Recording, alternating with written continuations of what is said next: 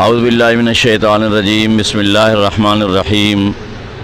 آج ہم مولانا مرتضیٰ خان رحمانی کے گھر جمع ہوئے ایک دعائیہ تقریب میں، جس میں ان کے والد محترم سردار گلزار صاحب اور ان کے صاحبزادے سردار ساجد صاحب، جو دونوں مرحوم ہیں، ان کی دعائیہ تقریب میں حاضر ہوئے،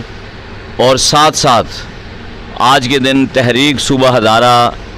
کے لیے بھی یہاں کافی کام ہوا، اور ہمارے حافظ گل نواز صاحب جو بڑے عالم دین ہیں، انہوں نے شمولیت کا اعلان کیا، اور ہمارے چند زیب صاحب، سردار چند زیب صاحب،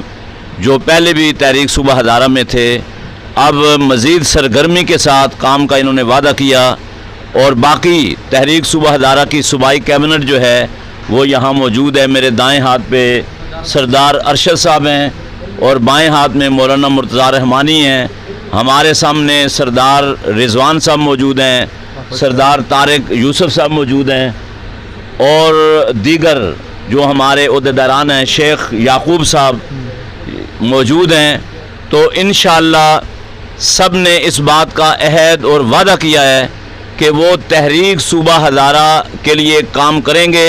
اور میں یہ بھی وضاحت کر دینا چاہتا ہوں کہ عام طور پر جو صوبے بنائے جا رہے ہیں، جیسے سرائکی صوبہ ہے وہ لسانی صوبہ ہے، مہاجر صوبہ ہے وہ لسانی صوبہ ہے،